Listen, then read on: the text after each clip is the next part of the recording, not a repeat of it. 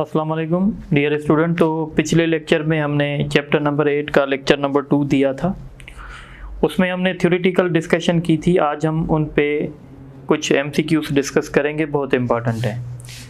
MCQs number 1, in simple harmonic motion the kinetic energy is maximum. तो अगर आपको याद होगा तो मैंने बताया था कि सिंपल हार्मोनिक मोशन में काइनेटिक एनर्जी मैक्सिमम होती है मीन पोजीशन पे। इसका ऑप्शन ए होगा। उसके बाद क्वेश्चन है इन सिंपल हार्मोनिक मोशन में एक्सेलरेशन इज कांस्टेंट। क्या एक्सेलरेशन कांस्टेंट होती है? तो आंसर है नहीं, एक्सेलरेशन चेंज होती रहती है। वेलोसिटी इज कांस्टेंट, तो वेलोसिटी भी चेंज होती रहती है।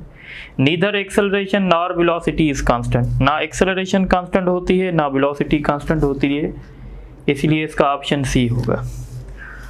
उसके बाद क्वेश्चन है a body is performing simple harmonic motion then which of the following choice is correct. ठीक है, मीन पोजीशन पे काइनेटिक एनर्जी 0 होगी, नहीं गलत है, तो इसको आगे पढ़ेंगे ही नहीं। ठीक है, क्योंकि मीन पोजीशन पे काइनेटिक एनर्जी मैक्सिमम होगी। बी है मीन पोजीशन पे वेलोसिटी मैक्सिमम होगी, ये बिल्कुल सही है। और एक्सट्रीम पोजीशन पे वेलोसिटी 0 होगी, ये सही है। तो ये ऑप्शन ठीक है, यही हम करेंगे। उसके बाद क्वेश्चन है a body performing simple harmonic motion when it moves from mean position to extreme position then which statement is correct.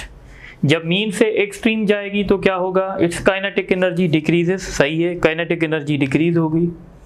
It's potential energy increases, ये भी सही है, उसकी पोटेंशियल एनर्जी बढ़ेगी। इट्स एक्सेलरेशन इंक्रीजेस, यस, क्योंकि acceleration जो होती है वो डायरेक्टली प्रोपोर्शनल करती है डिस्प्लेसमेंट के साथ। अगर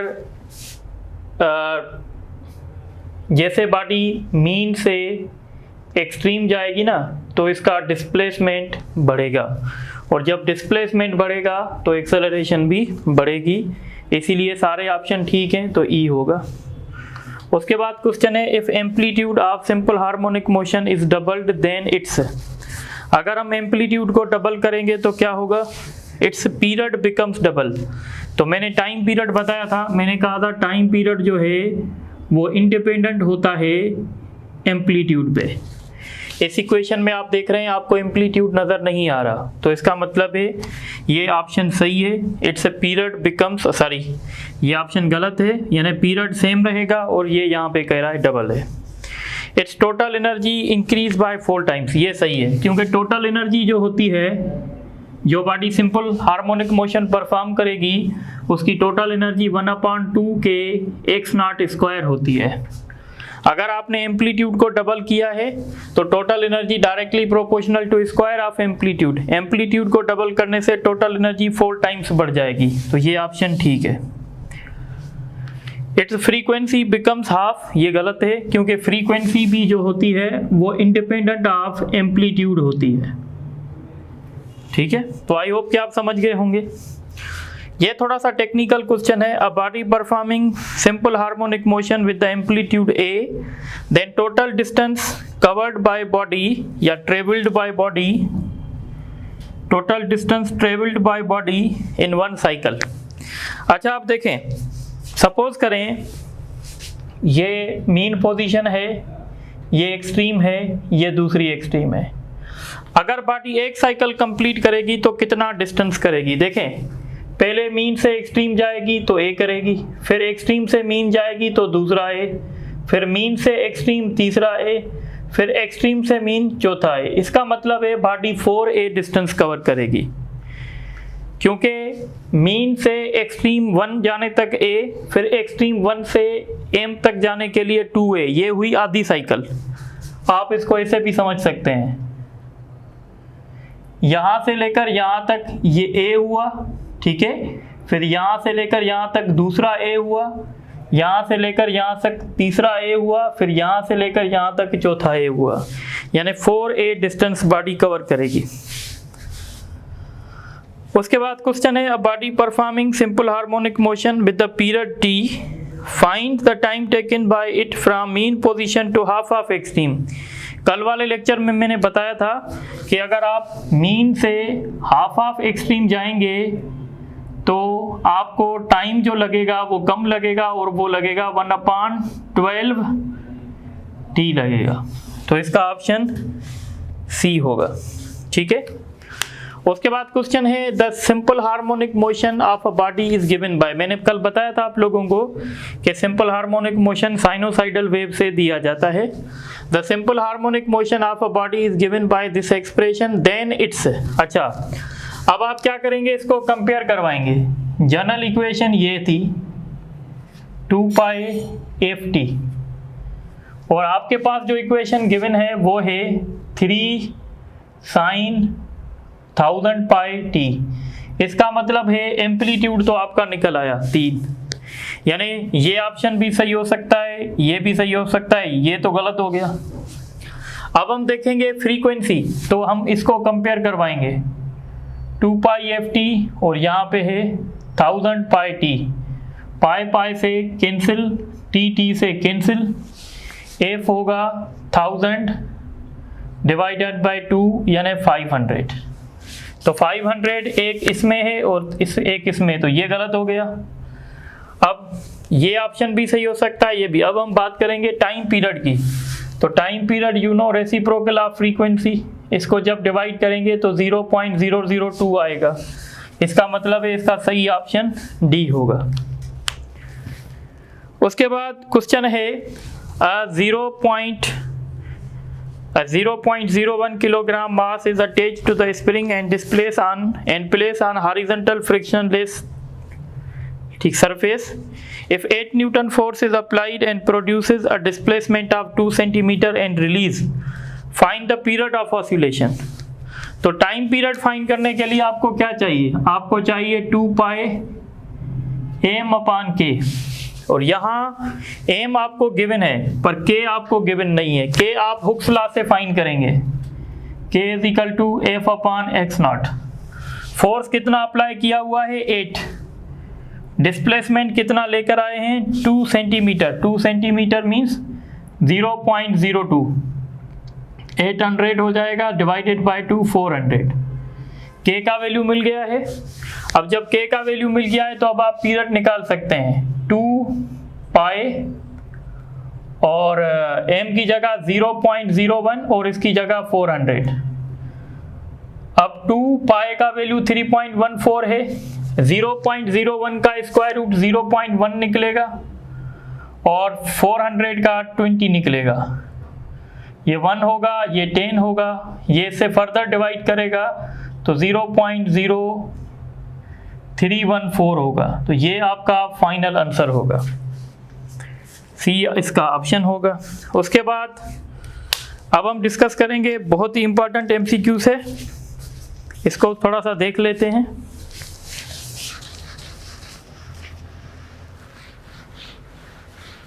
और ये है a body performing a simple harmonic motion with the maximum velocity.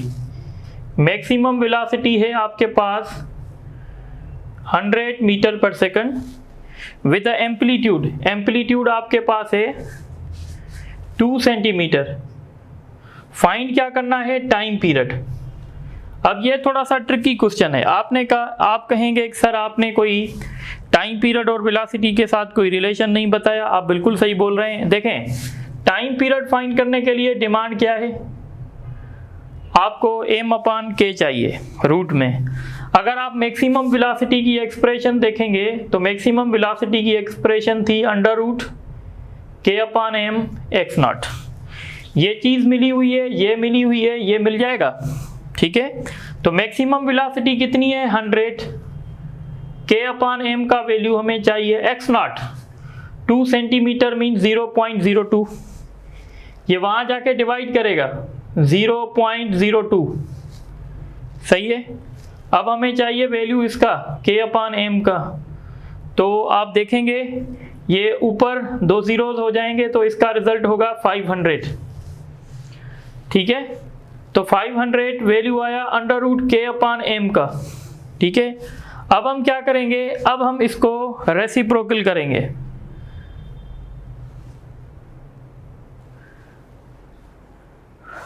ठीक है, तो जब हम इसको यानी रेसिप्रोकल करेंगे तो m अपान के स्क्वायर रूट का वैल्यू होगा 1 अपान स्क्वायर रूट 5000, ठीक है। अब हम इसको फर्दर जो है सॉल्व कर सकते हैं, ठीक है। यानी सारी इसको स्क्वायर रूट निकालने की ज़रूरत नहीं है, बस सीधा सा वैल्यू रखेंगे हम, क्योंकि हमें इसका वैल्यू मिल गया है। तो 2 पाई और ये है हमारे पास 5000, 1/5000। तो इस तरीके से इसका रिजल्ट होगा 2 पाई अपॉन 5000 सेकेंड्स। यहाँ पे 2 ज़ीरो दे दें, कहाँ पे 2 ज़ीरो देने चाहिए, यहाँ पे। तो ये इसका करेक्ट ऑप्शन होगा।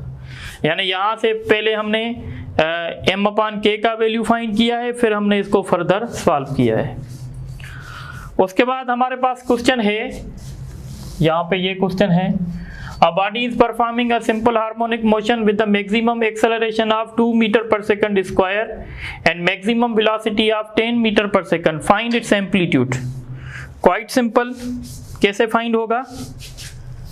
तो यहाँ देखें, इस न्यूमेरिकल में आपको दिया जा रहा है मैक्सिमम एक्सेलरेशन।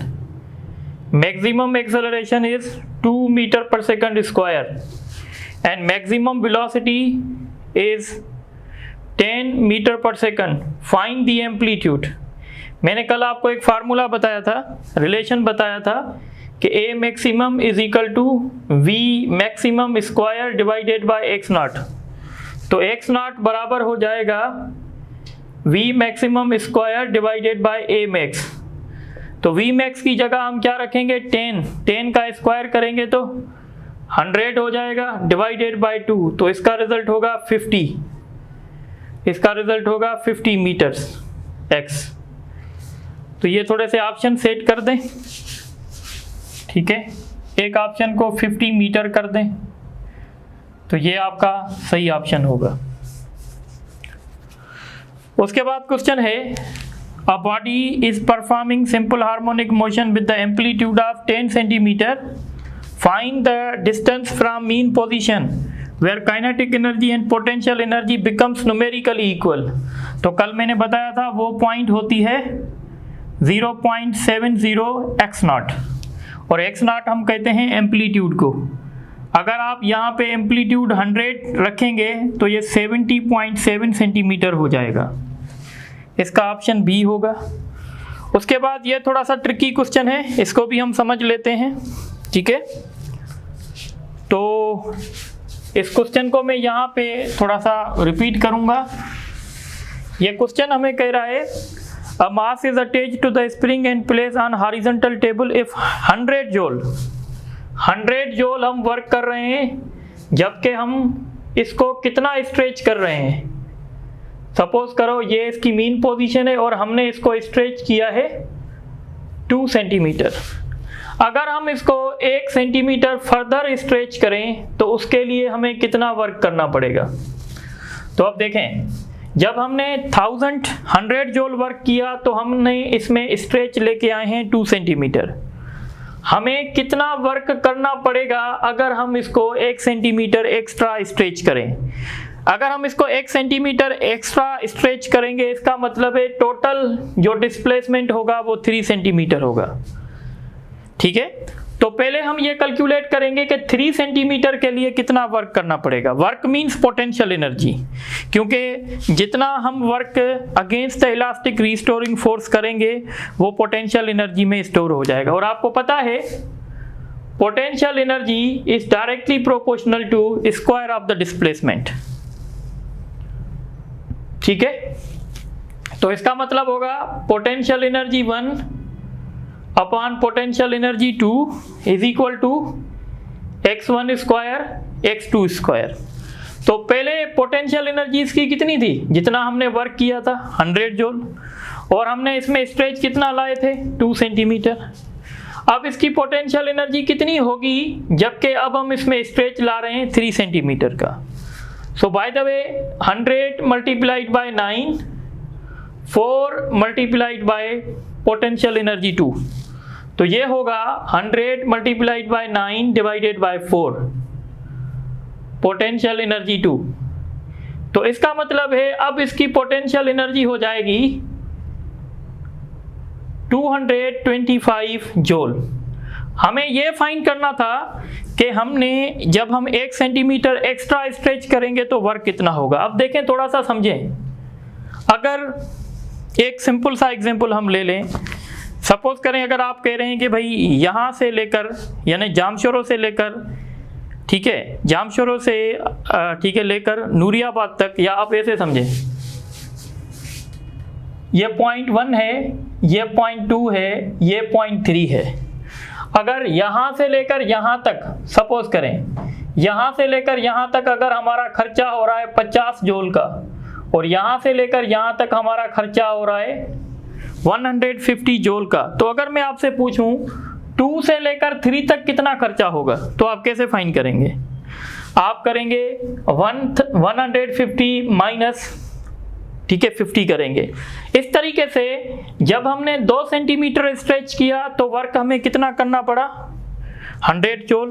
पर जब हम 3 सेंटीमीटर स्ट्रेच करेंगे तो हमें कितना वर्क करना पड़ा? तो हमें वर्क करना पड़ा 225। इसका मतलब है 1 सेंटीमीटर फर्दर स्ट्रेच करने के लिए हमें कितना वर्क करना पड़ेगा? तो हमें वर्क करना पड़ेगा 125 सेंटीमीटर, 125 जूल। तो इसका ऑप्शन होगा ई ऑप्शन होगा, ठीक है। तो आप इसको नोट करें। तो कुछ और भी एमसीक्यूज करते हैं।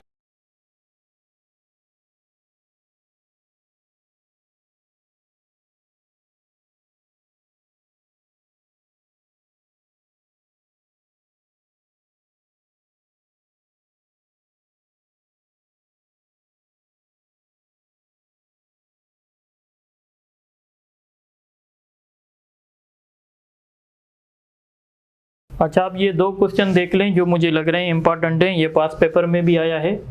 2 object having masses 0.5 kg and 1 kg are hanged with 2 springs and produces the extension of 5 cm and 10 cm respectively. Find the ratio of their periods. देखें, अगर जैसे आपने टाइम पीरियड आपने पढ़ा था, टाइम पीरियड का फार्मूला था m/k। सबसे पहले आपको ये देखना है क्या इन दोनों स्प्रिंग का के सेम है। वो आपको पता कैसे चलेगा? वो पता चलेगा मास और एक्सटेंशन के हिसाब से। ये देखें 0.5 kg, ये मास कम था तो देखें एक्सटेंशन भी कम है। मास देखें 1 किलोग्राम है तो एक्सटेंशन इसके डबल है, यानी इन 2 मासेस का जो रेशो है वो 1:2 है और एक्सटेंशन का रेशो भी 1:2 है। इसका मतलब है दोनों स्प्रिंग का के जो है वो सेम है। अगर 2 स्प्रिंग का के सेम होगा तो टाइम पीरियड का जो रेशो होगा वो डायरेक्टली प्रोपोर्शनल करेगा मासेस से, स्क्वायर रूट ऑफ मासेस से। अब आप यहाँ पे रख सकते हैं, एक का मास है 0.5, दूसरे का मास है 1। 0.5 को हम और क्या कह सकते हैं? 0.5 को अगर हम यहाँ से डेसिमल कैंसिल करेंगे, 0 देंगे तो ये 1/2 होगा, यानी 1/2 होगा। तो इसका ऑप्शन सी होगा, ठीक है। उसके बाद दूसरा क्वेश्चन है, a 16 kilogram object is attached to the spring and performing a simple harmonic motion with the period of 2 second. If some additional mass is attached to its end its period becomes, ठीक है। अगर हमने इसके साथ इसको थोड़ा सा बना लेते हैं, if some additional mass is attached to it and period becomes,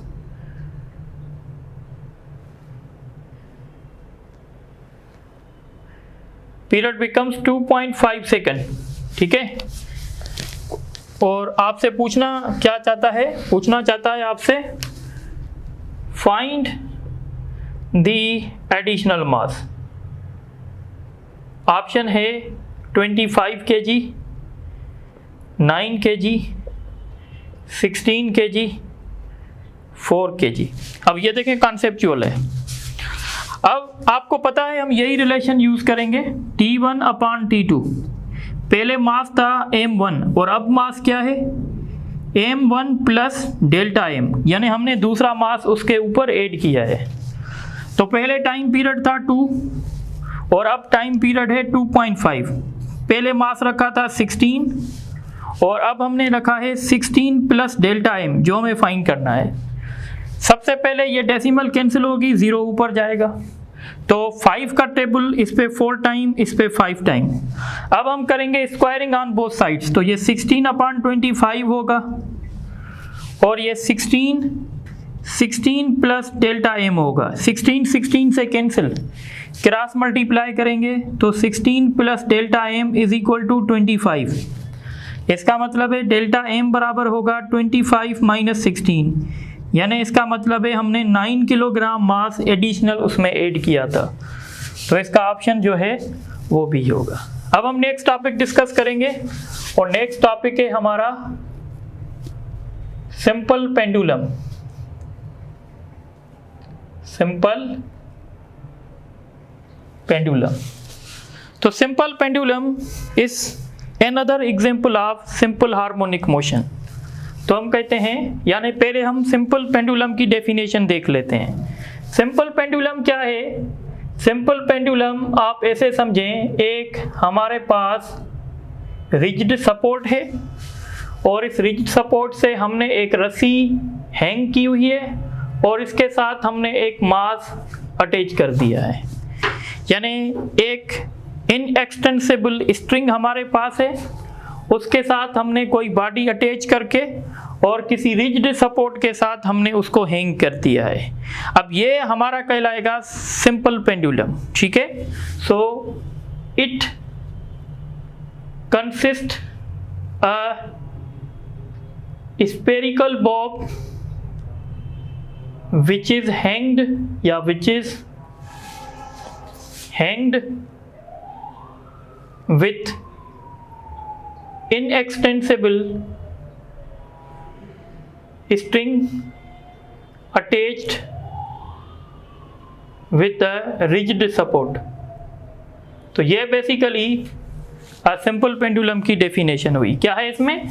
it consist a spherical Bob, ये स्फेरिकल बॉब है, विच इज हैंग्ड, जिसको हमने हैंग किया है, विथ इनएक्सटेंसिबल स्ट्रिंग, वो स्ट्रिंग जिसमें खिंचाव नहीं आ सकता, attach with a rigid support, और हमने इस स्ट्रिंग को एक ऐसी सपोर्ट के साथ अटैच कर दिया है जो कि बिल्कुल रिजिड है, यानी टूट नहीं सकती।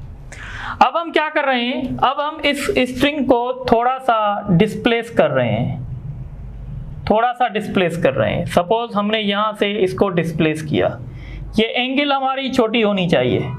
अगर ये एंगल छोटी नहीं होगी तो सिंपल पेंडुलम का जो मोशन होगा ना, वो सिंपल हार्मोनिक नहीं होगा। याद रखिएगा, the motion of simple pendulum will be simple harmonic if theta is less than 5 degree. अगर हम इस थीटा को 5 डिग्री से ऊपर रखेंगे तो इसका मोशन सिंपल हार्मोनिक नहीं होगा। क्यों? ये आपको अभी थोड़ी देर में पता चलेगा। तो अब हम क्या करेंगे, यहाँ पे ये जो हमारे पास होगा इसको हम रिजॉल्व करेंगे, ठीक है। तो एक होगा इसका वेट, ये वेट होगा, ठीक है, और इस वेट के कंपोनेंट्स बनेंगे। एक वेट का कंपोनेंट ये बनेगा और दूसरा वेट का कंपोनेंट ये बनेगा। वेट का ये जो कंपोनेंट होगा ये कहलाएगा W cos थीटा और ये वाला कंपोनेंट कहलाएगा W sin थीटा। ये वाला जो कंपोनेंट है वो टेंशन के साथ बैलेंस हो जाएगा। बाकी जो W sin थीटा है ये इसमें सिंपल हार्मोनिक मोशन प्रोड्यूस करेगा। तो आपसे दो क्वेश्चन करेंगे कि सिंपल हार्मोनिक मोशन में वेट का कौन सा कंपोनेंट टेंशन के साथ बैलेंस हो जाता है। So the W cos theta component of weight is balanced by tension, यानी T is equal to W cos theta। The W sin theta component of weight is responsible for simple harmonic motion in pendulum, simple pendulum। तो इसलिए हम कहेंगे जो net force हमारा होगा वो mg sin theta होगा। ये वो कंपोनेंट है जो इलास्टिक रिस्टोरिंग फोर्स प्रोड्यूस करेगा, यानी ये वो फोर्स है जो बॉडी को मीन पोजीशन पे वापस ले आएगा। तो इस तरीके से नेट फोर्स का फार्मूला ma होता है mg sin थीटा, m के साथ कैंसिल हो जाएगा। अच्छा आप ये देखें, अगर आपने यहाँ से लेकर यहाँ तक अगर आपने डिस्प्लेसमेंट लेकर आए हैं x या x0 आप इसमें डिस्प्लेसमेंट ले आए हैं और इसकी ओरिजिनल लेंथ जो है वो l है, तो हम एक फार्मूला पढ़ते हैं मैथमेटिक्स में, एक फार्मूला होता है कि जब थीटा बहुत कम होता है, when theta is very much less, ठीक है, means theta is less than 5 degree, तो इस केस में साइन थीटा जो होता है वो थीटा के बराबर होता है।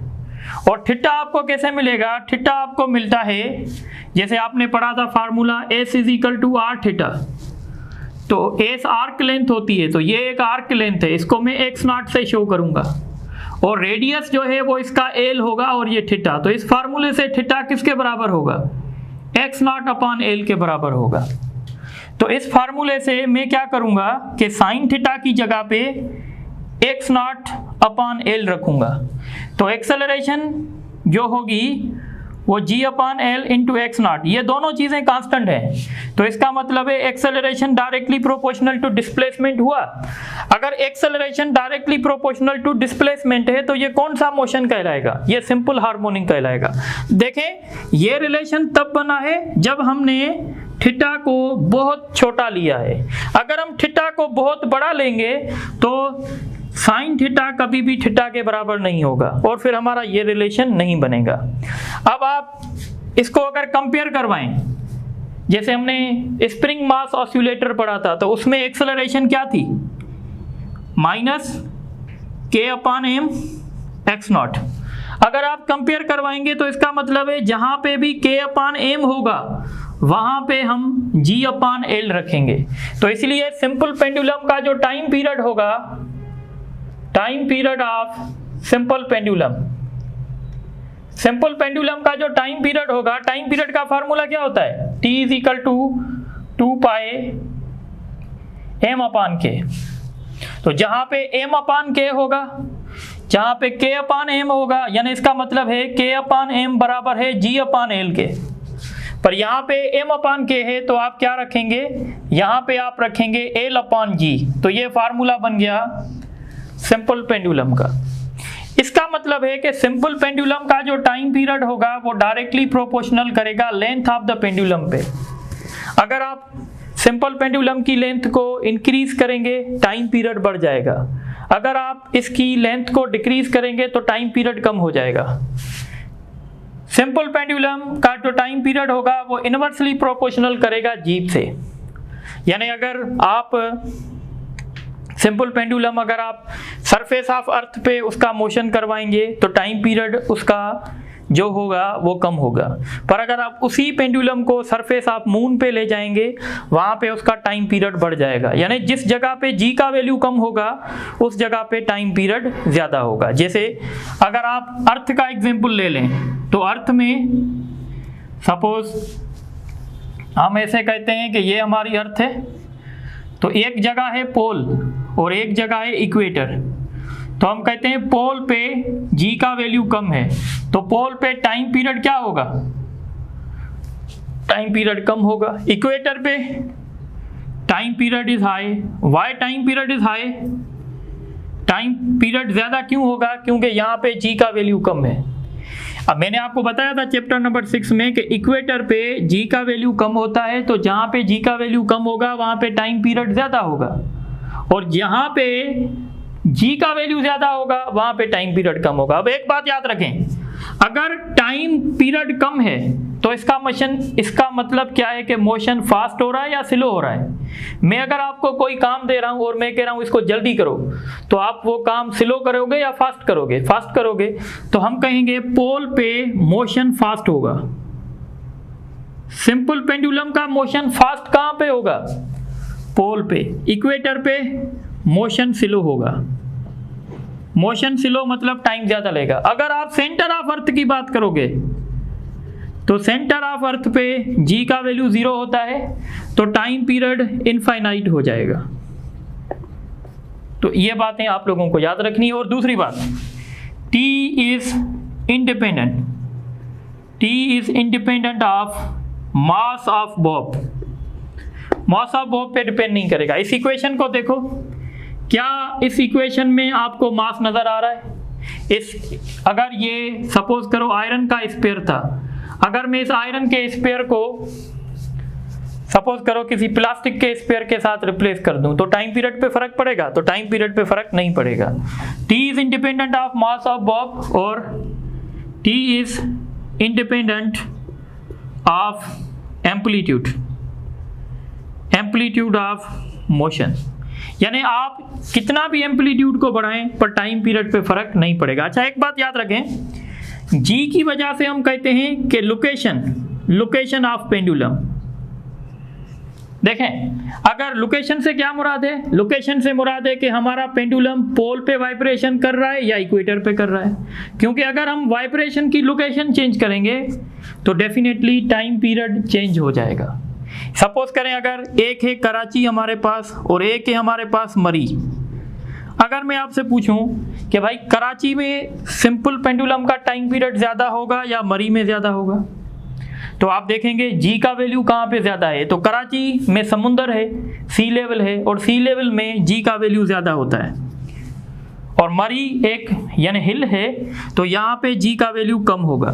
तो इसका मतलब है कराची में सिंपल पेंडुलम का टाइम पीरियड कम हो जाएगा क्योंकि वहाँ पे जी का वैल्यू ज़्यादा है, और मरी में जी का वैल्यू कम है तो वहाँ पे टाइम पीरियड ज़्यादा हो जाएगा। पर इसी तरीके से अगर मैं आपसे क्वेश्चन पूछूं मोशन कहाँ फास्ट होगा, तो मोशन फास्ट होगा कराची में और मोशन स्लो होगा मरी में। ठीक है, तो ये बातें भी आपको समझ में आनी चाहिए। इस तरीके से अब एक बात और समझ लें, हमारे पास होता है second pendulum. What is second pendulum? तो second pendulum basically simple pendulum ही होता है पर इसका टाइम पीरियड फिक्स होता है। तो हम कहते हैं a pendulum whose time period is 2 second. ऐसा पेंडुलम जिसका टाइम पीरियड 2 सेकेंड हो उसको सेकंड पेंडुलम कहते हैं। ठीक है, अगर इसका टाइम पीरियड 2 सेकेंड है तो what about it's frequency? It's frequency is 0.5 hertz, क्योंकि 1/2 मीन्स 0.5 हर्ट्ज। और दूसरी बात ये याद रखनी है कि सेकंड पेंडुलम की लेंथ हर प्लेनेट पे डिफरेंट होगी। हमारी अर्थ पे 1 मीटर होती है या 0.99 मीटर होती है।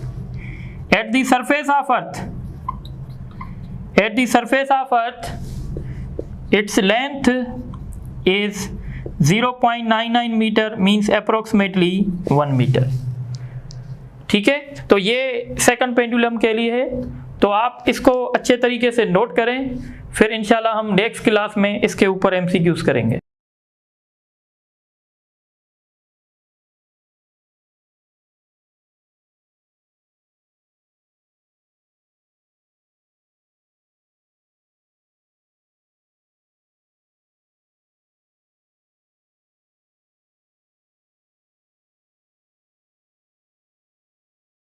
अच्छा, आप ये कुछ एमसीक्यूज देख लें। MCQ से the time period of simple pendulum can be increase bye.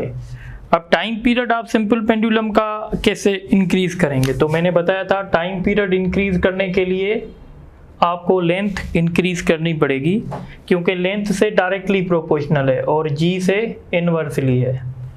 तो by increasing the mass of bob, mass बढ़ाने से कुछ नहीं होगा क्योंकि टाइम पीरियड इंडिपेंडेंट होता है। By increasing its length, by decreasing, तो अगर हम लेंथ को डिक्रीज करेंगे टाइम पीरियड कम हो जाएगा। बाय इंक्रीजिंग इट्स लेंथ, ये ऑप्शन ठीक है।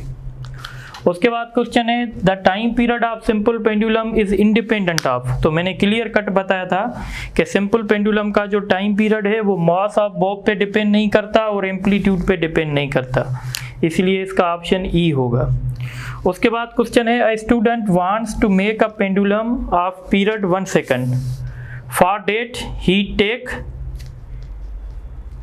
length of string L and observed its period is 0.5 second.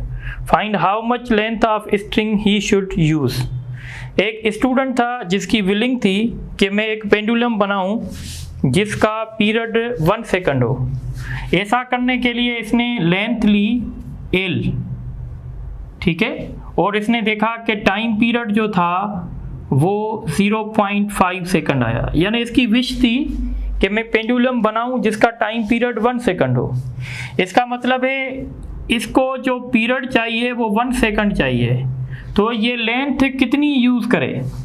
तो हमें पता है कि time period is directly proportional to square root of length, ठीक है।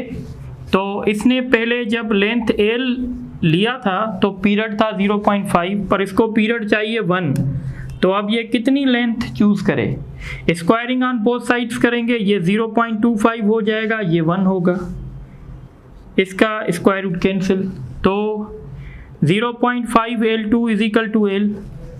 इस तरीके से L2 बराबर होगा L डिवाइडेड बाय 0.52, तो ये 4L हो जाएगा। इसको आप कॉमन सेंस से भी कर सकते हैं, यानी उसको जो टाइम पीरियड मिला है वो हाफ मिला है। अगर ये टाइम पीरियड को डबल करना चाहता है तो टाइम पीरियड को डबल करने के लिए इसको लेंथ 4 मरतबा इंक्रीज करनी पड़ेगी, क्योंकि स्क्वायर रूट्स का रिलेशन है। तो इसलिए हम कहेंगे कि इसको लेंथ 4 मरतबा बढ़ानी पड़ेगी, यानी इसको लेंथ लेनी पड़ेगी 4L।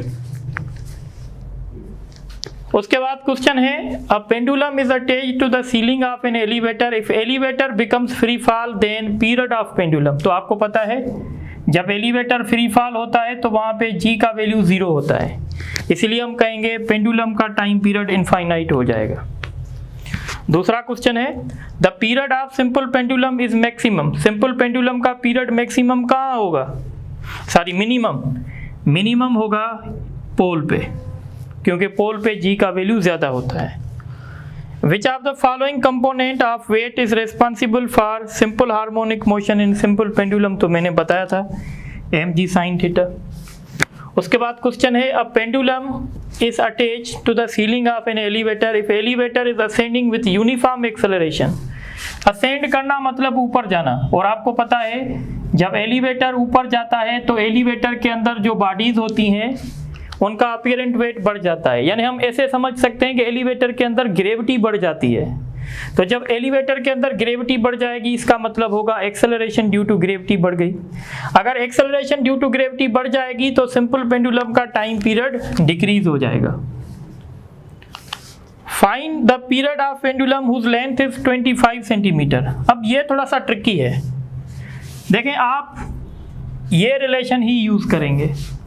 आपको पता है अगर आप ऐसे सोचें कि अगर आपके पास सेकंड पेंडुलम होता तो उसकी लेंथ क्या होती, उसकी लेंथ 100 सेंटीमीटर होती, और उसका पीरियड क्या होता, उसका पीरियड 2 सेकंड होता।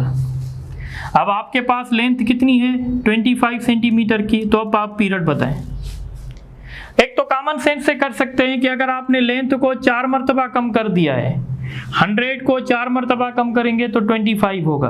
अगर लेंथ आप 4 मरतबा कम कर रहे हैं तो टाइम पीरियड आपका हाफ हो जाएगा, यानी 2 सेकंड से 1 सेकंड हो जाएगा। आप इसको कर भी सकते हैं T1/T2 L1/L2। तो पहले आपने अज्यूम किया सेकंड पेंडुलम, उसका टाइम पीरियड था 2, उसकी लेंथ थी 100। अब आपने लेंथ ली है 25, ठीक है। अब उसका पीरियड क्या होगा, ठीक है। तो ये 1 हो गया, ये 4 हो गया, 4 का स्क्वायर रूट 2 होगा, तो 2 से या क्रॉस मल्टीप्लाई करें तो t is equal to 1 second, यानी इसका पीरियड 1 सेकंड होगा। लास्ट क्वेश्चन देखें आज के लेक्चर का। The period of pendulum becomes double at the surface of new planet. किसी प्लेनेट पे पेंडुलम का टाइम पीरियड डबल हो गया है। Then at new planet acceleration due to gravity. इसका मतलब है अगर उसका पीरियड डबल हो गया है और हमें पता है time period is inversely proportional to G, इसका मतलब है वहां पर जी का वैल्यू कम है। कितने टाइम्स कम है, कितने टाइम्स वहाँ पे जी का वैल्यू कम होगा? अगर पीरियड डबल हो गया इसका मतलब है जी का वैल्यू वहाँ पे 4 टाइम कम होगा। तो इसलिए हम कहेंगे 1/4 as on the surface of earth. तो इसका ऑप्शन जो है सी होगा।